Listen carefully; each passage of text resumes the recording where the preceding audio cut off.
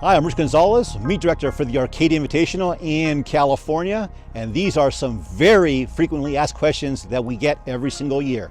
Our meet is very different from most meets around the country and definitely within California because we draw athletes from all over the place. Last year, or in a typical year, we have more than 30 states involved and a few foreign countries. And the reason that makes it a bit tricky is we also have to make sure we're following rules for each state association. And they vary from state to state, so it's kind of a slippery slope. And what we find is when we post the entries each year, we always have people from the public, whether it be parents or kids, asking questions. Hey, I ran this time or I had this mark and I didn't get in, or I'm competing in the open session and someone else that I have a better mark in is competing at night in the invitational session. What happened there? And they don't fully understand where we use marks from. The coaches do, because the coaches are required to read the information. So when we post entries, we rarely get questions from coaches because they know how it works. But the public, it's a very different story. So we want to go ahead and give you some background as to how acceptances are determined and how selections are made for the Arcadia Invitational. First off, we mentioned the fact that we draw athletes from all over the country. It's very unique because also, even though in California, by the time the Arcadia Invitational hits, California's already usually like in week 7 or in week 8 of the season. Other states, literally, Arcadia is their season opener because they have an indoor season, they have basically a snow season, so to speak, so they don't start until late March or early April. In that case, what we do is we also look at marks from the prior year. So if you have an individual who's saying, hey, right now I rank number 8 in the country in my event, why am I in the second heat, not the first heat? Because we do look at last year's marks.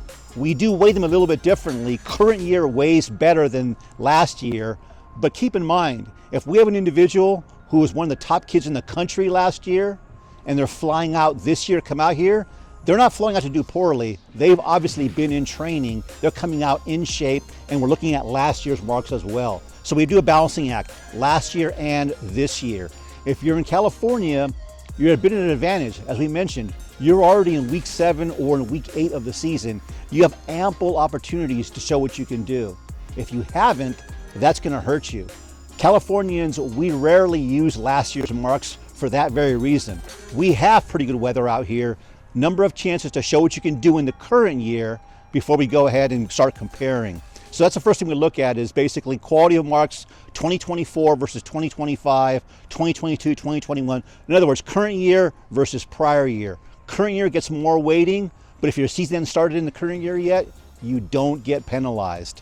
Another thing, looking at, for instance, in the sprints, keep in mind that we also take indoor marks, but in the sprints, they don't do the 100-meter dash indoors. It's a 60-meter dash. So those marks we're looking at last year, or we have our own conversions for 60 meters to 100 to not penalize those kids. In the end, we want to have the very best athletes on the start line, and I think our record over the years speaks for itself. I believe we're now at 35 national records. The number of top marks we have each year is always tops in the country compared to all other meets in the nation. So in that sense, what we're doing appears to be working, but our approach is very, very different. I mentioned a little bit about the distances and altitude conversions. Trying to run fast at altitude is a bit of a problem because there's less oxygen in the air. So if you can run, for instance, if you're a boy 3,200 and you run a 920 at altitude, by altitude meaning starting at around 2,700 feet, but the higher the altitude you're at, the more of a conversion factor we use. And what we found, and we've been doing this more the last 25 years, more than anyone else, we don't just get a raw time. We actually convert every single mark at altitude with our own conversion, which is slightly different from the NCAA ones. And the reason it's slightly different, the ones we have are the ones that were used way back when, which we found are a bit more accurate. What we've seen as a byproduct is when we do that for the Utah kids, for the Colorado kids, over time, over the years, as those good kids who don't have a fast raw time come down to Arcadia and they run super fast, and it basically carries on, we've seen over the last 10, 15 years, the explosion of talent in Utah, in Colorado, And part of it is those top kids coming down here, running fast. They can see what they do. Once they run a fast time here, that opens the door to run again or to get into the top heat at nationals at the end of the season, for instance. So something like those altitude conversions really pays off for those distance runners from those states. But that gives you an example. We convert every single distance mark at altitude. Most meets don't do that. So when we post the results, and say you're a dad who has a daughter who's run, let's say 1050 for 3200, and you see that a girl who's running in a faster heat, who's run maybe 1105, and you're wondering, hey, how did that happen? Because when you adjust it for altitude, say it was at 5,000 feet, it shows this athlete's performance actually rates better. And then when they actually go ahead and race, we see that in the actual results of the meet. So again, it's kind of something that we do a little bit differently, but it really pays off. And we try and do similar things for all event areas. You know, we mentioned the fact of the sprints. The distances you benefit or you're hurt by altitude, the sprints is just the opposite. Because you have that thin air, you don't have that wind resistance. So if you're a sprinter, if you are a jumper, with that less drag in the air, you get better marks. That's why you see some of the best marks in history in the sprints occur at altitude, at the pro level, the collegiate level, and even the high school level, because coaches know that's where the best conditions are for the sprints. Unfortunately, at the high school level, there really are very, very few good sprint meets at altitude. So it's kind of a trade-off in a sense. But that's how we do things a little bit differently, for instance, in the distances. One other big question, a while back we started doing what's known as a Rising Stars Mile. It's the top mile race for freshmen and sophomore boys. I get two big questions from that. The biggest question is, you have a Rising Star for boys, why not for girls? The reason being is very simple. If we did not have a Rising Stars Mile, there are very few boys, freshmen and sophomores, that are fast enough to qualify for the top heat or the second heat. The girls is different. The girls we've seen over the years, not just Arcadia, but just in our sport, the girls develop faster earlier in the distances. And as a result, those top kids, they are making the fast heat. They are making the number 2 heat. So in that sense, they're getting their chance. They're not being overlooked. On the boys' side, they would have been otherwise, so we do have that Rising Stars that takes place for just the boys, because otherwise, the top freshmen and sophomores on the boys wouldn't get a chance, whereas the girls are getting it in the top heats. One other question I get a lot about the Rising Stars Mile is, I got just the other day, somebody emailed and said, hey, the standard for the Rising Stars Mile for the boys is the same as the open mile. Is that right? Keep in mind, the open mile or open invitational seated, we have 5 heats. It's just 1 heat of the Rising Stars. So when you think about the number of entries here versus the elite entries here, the standard is going to be about the same. Those standards, here's another thing that's misunderstood. We have standards posted on the website. You know, this is what you need. The standard is just to register. Otherwise, we have coaches that will be inputting marks for kids that have absolutely no chance of being accepted. So we have registration minimum. We had to do that because we were literally getting beyond 10,000 entry requests. We had to shave that down because we verify all the marks. So when we shave it down, just because you met the registration standard, that doesn't mean you're gonna make it. Although typically, if you met the standard, on an average year, 85 to 90% of the kids who met the standard are gonna make it into the meet, because we have a bit of a sliding scale to see what it usually takes, and then we have a little bit of a cushion just in case it happens to be, for whatever reason, an abnormally bad year in an event, okay? But again, just because you hit the standard doesn't mean you're in the meet, and sometimes people misunderstand that. Regarding travel, one thing that we also do, because we have kids that are coming in from out of state, and obviously if you wait, we don't announce our entries until about 12 days before the meet. And by then, if you're traveling, airfares are sky high. So if you're out of state, you know, starting at 90 days out, you can reach out as a coach and say, hey, I've got an athlete who has this mark. Will they be accepted? What are the chances? If the athlete is near the bubble, we'll tell them, you know what? It's on you if you want to take that risk, but they may or may not make it. If the athlete, based on their history, is safely under the bubble, we will tell that coach, yes, he or she will make it in this event or these events. Go ahead and book your tickets, save some money. Now, that's something that only the coaches can do. Also, one key, very key thing, we only deal with head coaches for a couple of reasons. One is the volume of schools involved. We have in a typical year close to 700 schools that register. On a typical year, about 550 to 600 actually are accepted. Maybe 500 to 600 are accepted at schools. But what I found out over the years is we also have a lot of assistant coaches, private coaches, and parents that are trying to go ahead and get kids entered without the head coach's consent. And the head coach may have a very different plan for the season for that athlete. So I know one of my first years as a meet director, I got burned when I listened to an assistant coach. We don't do that anymore. Make sure that only the head coach is the point of contact to make sure that everything is aligned on their end, to make sure that we're basically following those schools' wishes. Because our meet is an actual high school meet, no athletes compete unattached. You must represent your high school at our meet in school uniform. We inevitably go ahead and get individuals or parents who are trying to reach out, and we'll let the coach know, it goes through you, but we can't take it. Fortunately, of the 50 states, we have about 5 states in the country that are not eligible for Arcadia. And I say not eligible because by their own state association rules, they have travel restrictions. You cannot travel beyond 500 meters from their state border, 500 miles, I'm in track mode, 500 miles from your state border, or 600 miles. So that's why, unfortunately, we don't get kids from Iowa, we don't get kids from Michigan, we don't get kids from Kansas, a couple of other states, Minnesota. For the most part, the rest of the states, it's open, and on a typical year, we get about 30 to 35 states coming out. Of the ones that don't come out that are eligible, quite frankly, it's a case where it's a really small state, and literally their top athlete overall wouldn't qualify for Arcadia. But for those that can, I'd say most of them are out here, and we're very, very fortunate to have a lot of top talent every year. And I think a lot of people think of Arcadia as a 3,200 meter meet. If you go ahead and you look at our times in the relays, in the sprints, in the field events, and you compare against other top meets, you see we're also strongest in those event areas.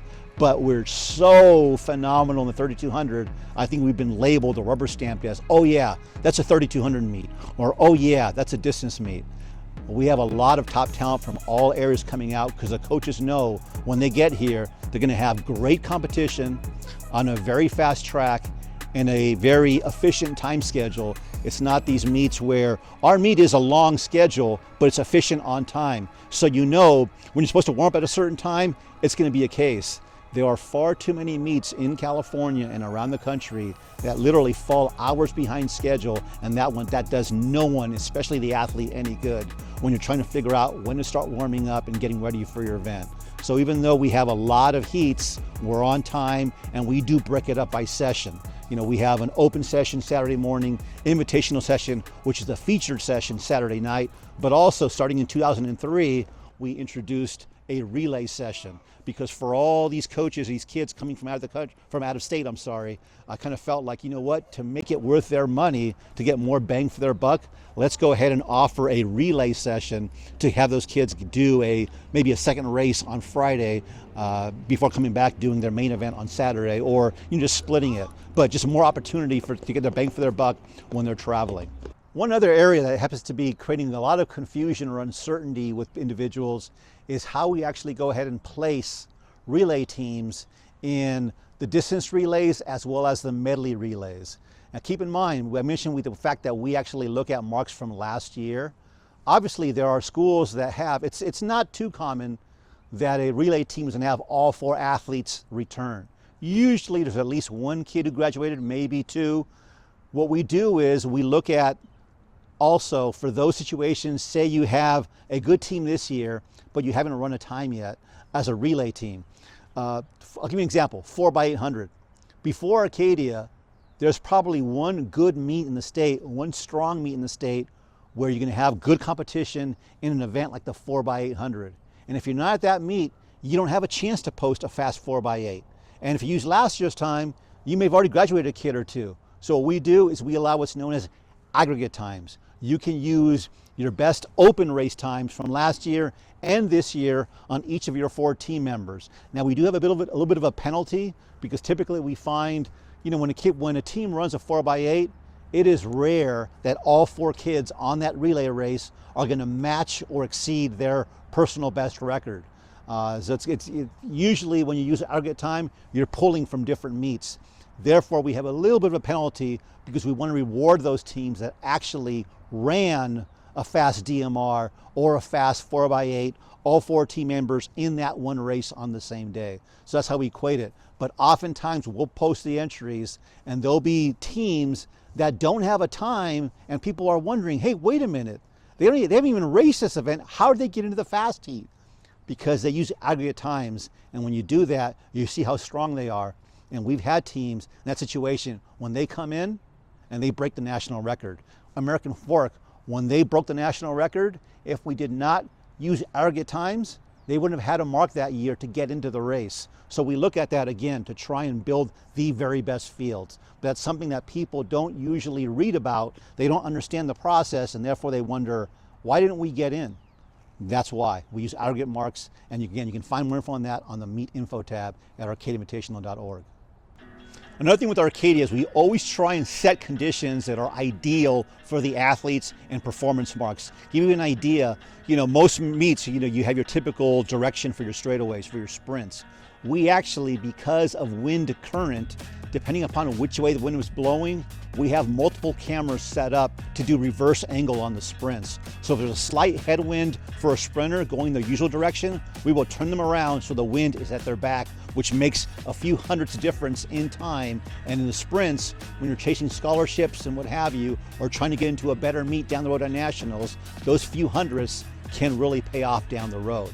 Also, for the distance runners, we do a mile instead of a 1600, but we also have automatic cameras set up at 1600 meters and 1500 meters. The reason we do that is twofold. For the 1600, we have some states like Arizona where Arcadia actually serves as a state qualifying meet if we follow certain prescribed parameters. One of those is we have to have an auto timing camera at 1600 meters, an en route time. That's why we do that.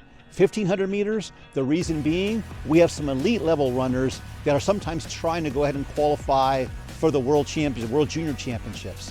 And those, World Athletics requires an auto time at 1500 meters. That's why we pay a bit of additional to our timer to have a camera there. But we have cameras throughout that are set up because we're always looking at trying to maximize the caliber performance. This year, one unique change in 2025 that we're kind of announcing here, we're going to have for the first time ever a 2 mile for the girls. We've had it once before for the boys, and the reason being, Jane Hedengren out of Utah, out of Tim View High School, she has been on fire in recent months.